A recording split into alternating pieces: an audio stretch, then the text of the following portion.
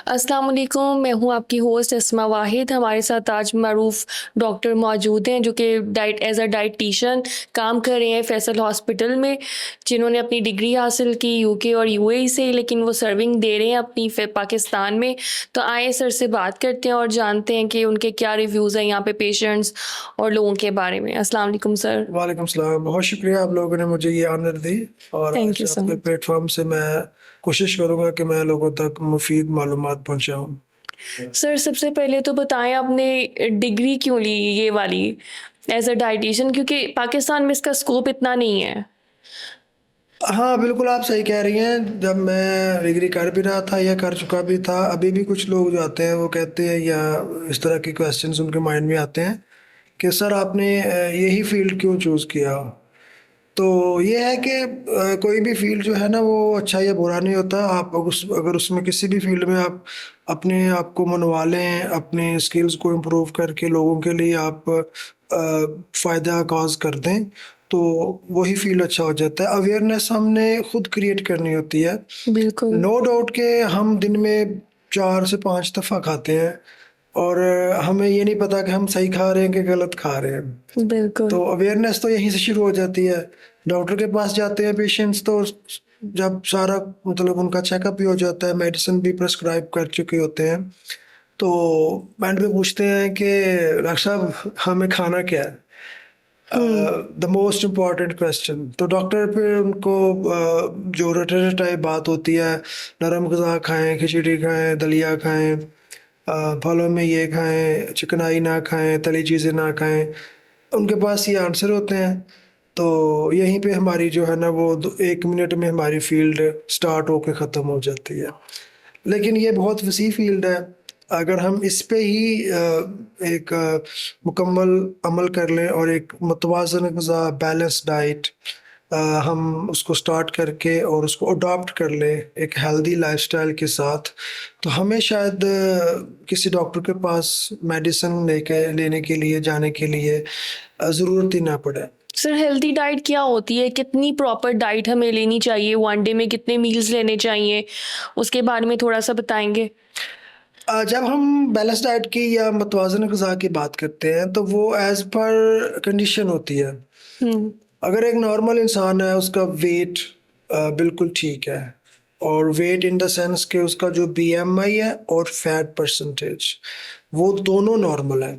अब अगर हम बीएमआई की बात करें तो शायद कुछ लोगों को ये सुना तो होगा सबने, बिल्कुल। लेकिन शायद इतना डिटेल में पता नहीं होगा। तो मैं आज आपके चैनल के तवस्त से ये लोगों तक पहुंचाना चाहूँगा कि बॉडी मास इंडेक्स वेट और हाइट की एक रेशियो होती है। जी। हम वेट को किलोग्राम्स में डिवाइड करते हैं हाइट के साथ, और हाइट को हम लेते हैं मीटर्स में, और उस मीटर्स का हम स्क्वायर लेते हैं। तो बेसिकली इसका यूनिट होता है वेट इन किलोग्राम्स पर मीटर स्क्वायर। तो अगर वो किसी भी पर्सन का, doesn't matter male female, age factor ये मैटर नहीं करता, किसी भी वो पर्सन का 18.5 से लेके, तो अगर वो फिर 25 तक है तो वो नॉर्मल है। लेकिन इसके साथ जो मेन चीज़ आती है वो होती है फैट परसेंटेज। अगर एक पर्सन वो 100 किलो का है, तो अगर उसकी हाइट है लेट्स से के 6 फीट, जी। तो अगर उसकी फैट परसेंटेज 40% है या 35% है, तो वो ओबीज है, क्योंकि उसका बीएमआई भी ज़्यादा है, उसकी फैट परसेंटेज भी ज़्यादा है। लेकिन अगर उसकी 100 किलो में सिर्फ 20 किलो फैट है, यानी 20% फैट है, और भले ही उसका बीएमआई 30 है, तो वो एक एथलीट है। उसकी फैट परसेंटेज ना होने के, यानी बिल्कुल आइडियल कंडीशन में है, तो हम उसको मोटा नहीं कह सकते या अनहेल्दी नहीं कह सकते। ही और she will be considered as a athlete और टोटली फिट पर्सन। तो ये दोनों चीज़ें आपके लॉज में होती हैं कि खाली हम बीएमआई को देख के कि ये इसका वेट, यानी अब जो दुनिया में एथलीट पर्सन है, अगर हम उनकी बात करें, लेट्स से कि हम मोस्ट एथलीट पर्सन फुटबॉलर है, फेमस फुटबॉलर है क्रिस्टियानो रोनाल्डो, तो उनकी फैट परसेंटेज शायद 3 या 4% है, लेकिन उनका वेट शायद 100+ केजीज में हो या 110 केजीज में हो। तो उनका बीएमआई तो शायद 32 33 में फॉल करे, लेकिन उनकी फैट परसेंटेज जो कि ना होने के बराबर है, तो he is the super athlete person in the world at the moment. Sir actually junk food खाना तो कोई भी नहीं, ना बच्चे ना बड़े, सब लोग बहुत शौक से खाते हैं। तो कोई सोल्यूशन बताएं हमें इसका कि मतलब हम लोग एक्सरसाइज करें, रूटीन को कैसा बनाएं, या किस टाइम में खा सकते हैं कि आपको लगे ना, फैटी बॉडी ना लगे आपकी। उसका सबसे जो बेसिक रूल है वो ये होता है कि आप अपने आप को मेजर करते रहें। जी। जस्ट अपने आप को वो हवा के दोष पे या फ्री हैंड ना दे दें कि चले ठीक है, आपको पता भी है कि आपका साइज इंक्रीज हो रहा है, आपकी अपनी जो वार्डरोब होती है वो चेंज हो रही है, आपकी फिटिंग्स चेंज हो रही हैं, आपकी वेस्ट साइज इंक्रीज हो रहा है, तो यू नो कि there is something going on, लेकिन आप उसको कंसिडर ना करें या आप उसको इग्नोर कर दें या आंखें बंद कर लें और आप अपने टेस्ट के पीछे, जो आप जंक फूड की बात कर रही है ना। नहीं, हम ये पूछ रहे हैं कितने कैलोरीज बर्न करें हम इस डाइट के साथ। अगर हम ये डाइट खा रहे हैं, सपोज हम कितने वीक में कितने डेज ले सकते हैं, और अगर हम ले रहे हैं तो हमें कितने कैलोरीज बर्न करने चाहिए। यहाँ भी ये एक और मिथ आ जाती है मैडम, कि अगर हम बात करें कि हमें कितनी कैलोरीज बर्न करने चाहिए, तो ये भी एक मिथ है। हमें 2 से 3 चीज़ें लाजमी करनी होती हैं। एक तो हम अगर फूड की भी 3 कैटेगरीज होती हैं, उसमें कार्बोहाइड्रेट्स होते हैं, उसमें प्रोटीन्स होती हैं और उसमें फैट्स होते हैं। अगर एक हेल्दी पर्सन है, फिट पर्सन है, उसका बीएमआई और फैट परसेंटेज जैसे कि मैंने पहले बताया दोनों नॉर्मल है, तो वो अगर जंक फूड खा भी रहा है, फास्ट फूड खा भी रहा है, लेकिन वो साथ में फिजिकली एक्टिव है, एक्सरसाइज भी करता है और उसका वेट सही है, तो ही और she can have this extra junk food, but she knows के वो उसको बर्न आउट कर लेगा, उसको वो डील कर लेगा विद इन 2 to 3 days या विद इन वीक टाइम, और एंड ऑफ द वीक जब अपने आप को वे करेगा तो ही विल बी स्टैंडिंग और she will be standing on the same weight जो कि लास्ट वीक में था।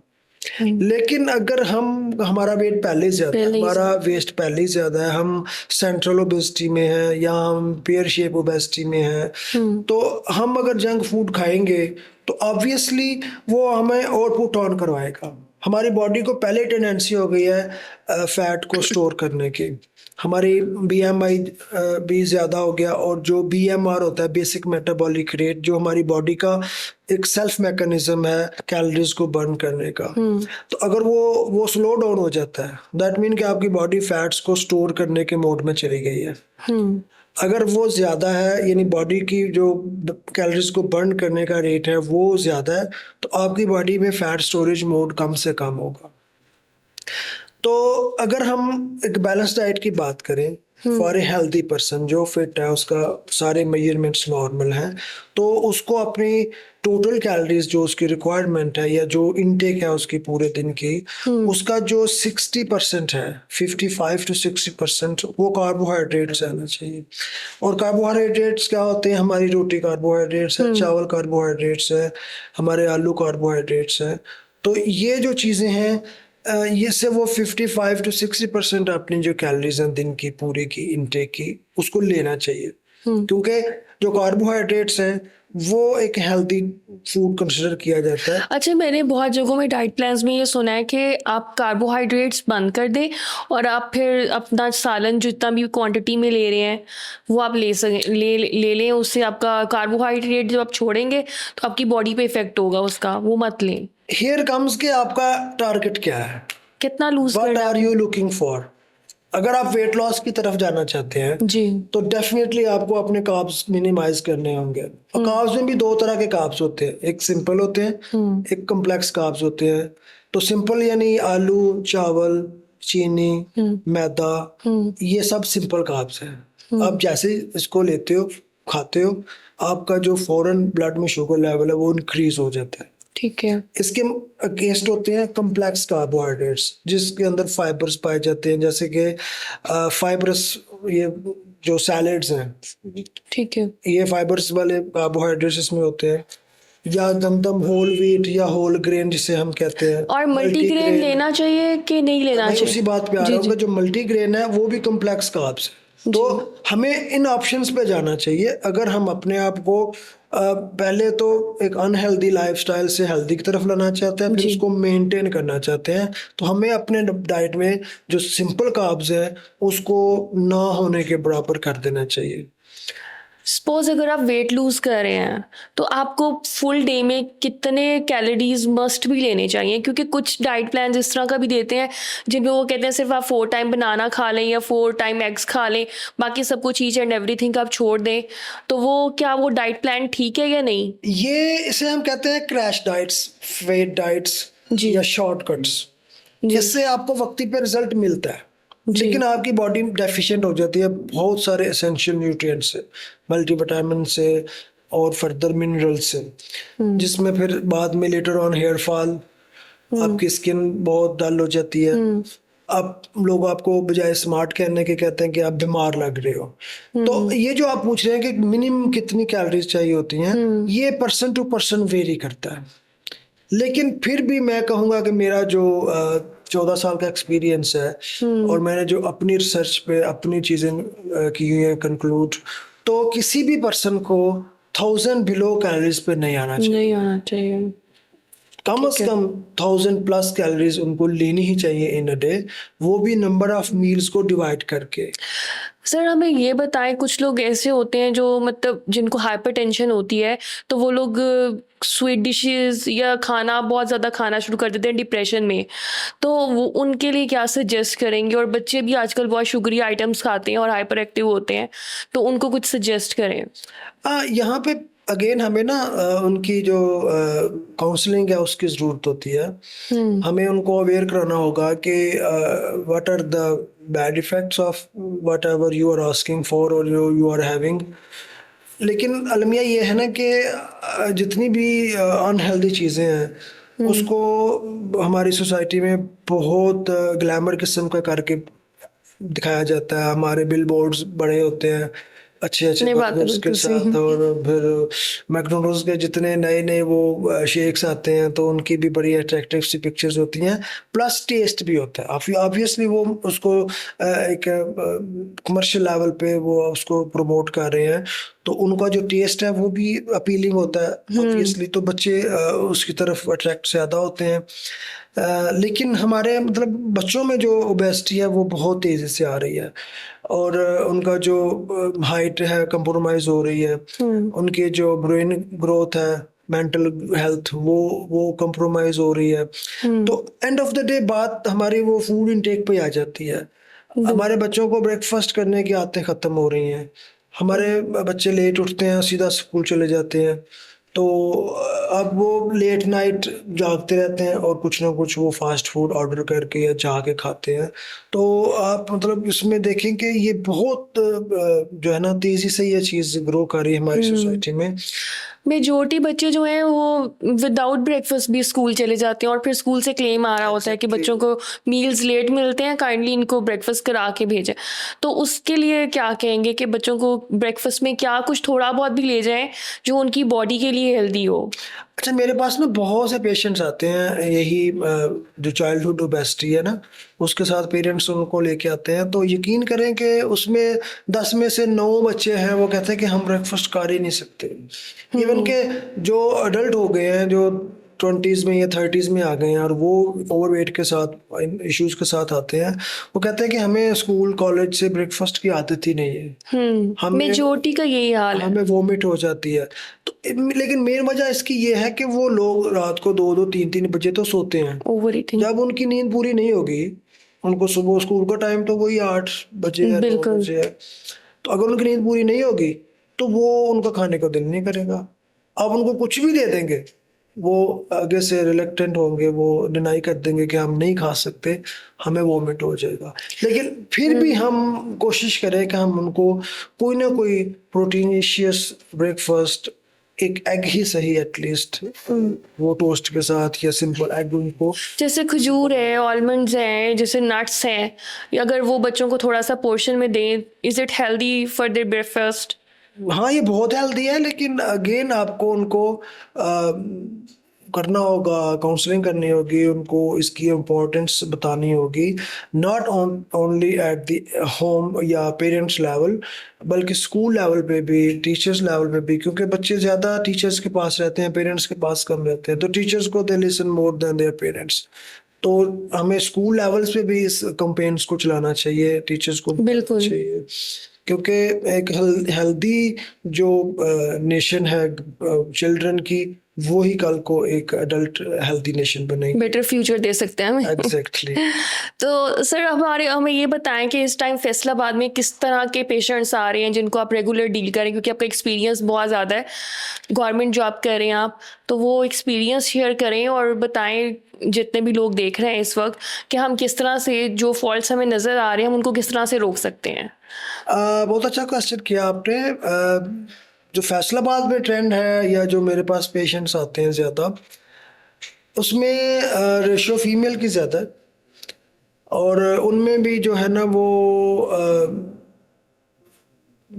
नॉन मैरिड, अनमैरिड जो गर्ल्स हैं या जो मैरिड वुमेन है, उसमें उनमें जो हार्मोनल इम्बैलेंसेस हैं, जिसे हम पीसीओज कहते हैं, पॉलीसिस्टिक ओवेरियन सिंड्रोम, तो उसका बहुत ज़्यादा ट्रेंड है, और वो अगेन ट्रिगर होता है आपका, यानी कि सम हो आप अनहेल्दी लाइफस्टाइल से, बैड फूड हैबिट्स और बैड फूड चॉइसेस से थोड़ा सा वेट पुट ऑन करते हैं, तो आपके हार्मोन्स इम्बैलेंस हो जाते हैं। जब हार्मोन्स इम्बैलेंस होते हैं तो आपके जो ओवेरियन है सिंड्रोम, सिस्ट बनना शुरू हो जाती हैं।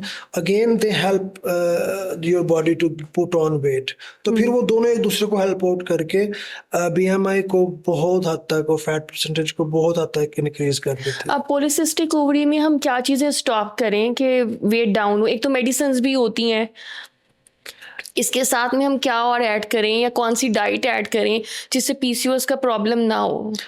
फर्स्ट ऑफ ऑल इसका जो ट्रीटमेंट है वो वन एंड ओनली, इवन के सारी जो गायनेकोलॉजिस्ट डॉक्टर्स हैं वो भी वेरी फर्स्ट थिंग जो उनको कहते हैं कि बेटा बच्चे मिस अपना वेट कम करें। कैसे कम करेंगे ये मसला है। एग्जैक्टली।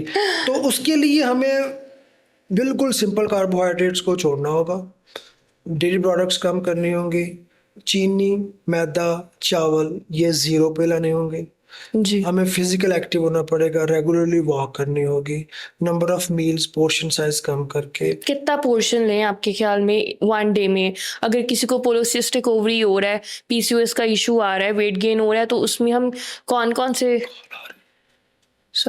खाल आ रही है। वाइंड अप कर दें इसको, आप वाइब्रेशन पे ही रहने दें।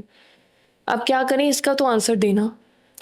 नहीं ये चल रहा है ऐसे, कट हो जाएगा जो मैंने हाँ जी, थोड़ा सा बीच में स्किप कर देंगे। चलें ठीक है, यहीं से शुरू करें ना। हाँ चलें।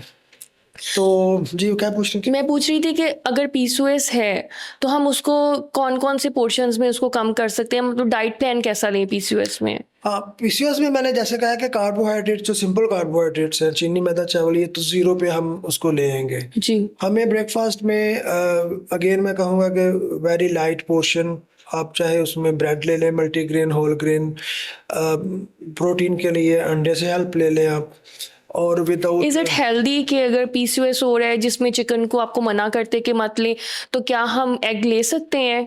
नहीं, एग तो हम ब्रेकफास्ट में लेंगे, चिकन हम यूज़ कर सकते हैं। मेरी प्रैक्टिस में, मेरे प्लान्स में chicken as a protein source मैं उसको यूज़ करवाता हूँ। There is no harm. वो हम ले सकते हैं, लंच मील में ले लें या हम उसको डिनर में ले लें। मेरे प्लान्स में तो रोटी भी बंद नहीं होती, मैं तो मतलब इसको अलानिया कहता हूँ कि सब कुछ खाएं और वेट। पराठा भी देते हैं डाइट प्लान? आप पराठा तो फिर वही हो जाएगा ना कि वही तो मजाक वाली बात हो जाएगी। कुछ डाइट प्लान्स में वो लोग पराठा ऐड कर देते हैं, पर वो बहुत बारीक सा होता है, लेकिन वो cheat पर्सन्स meal की में- सेटिस्फेक्शन के लिए चीट मील में आ जाता है। अगर आपका दिल कर रहा है, आप क्रेविंग्स कर रहे हैं, जी। फीलिंग हो रही है आपको कि आप कुछ खाना चाहिए, तो आप वीक में एक दिन होता है आपका चीट डे का, यानी चीट मील, उसमें आप ले सकते हैं। तो वो इधर आप कितने चीट मील ले सकते हैं एक डाइट प्लान में? कितने? Weekly once. Weekly once? चलें, thank you so much sir, आपने अपना इतना कीमती टाइम दिया हमें, और सर की बीच में कॉल्स आ रही हैं, तो थैंक यू सो मच आपका आने के लिए, हमें टाइम देने के लिए, और हमारे जितने इंशाल्लाह भी लोग ये सेशन सब चलते रहेंगे। बिल्कुल आप, बिल्कुल इस पे मजे के टॉपिक लाएंगे जो बिल्कुल, unique भी होंगे इंशाल्लाह। इंशाल्लाह। थैंक यू सो मच, अल्लाह हाफिज़। वेलकम जी।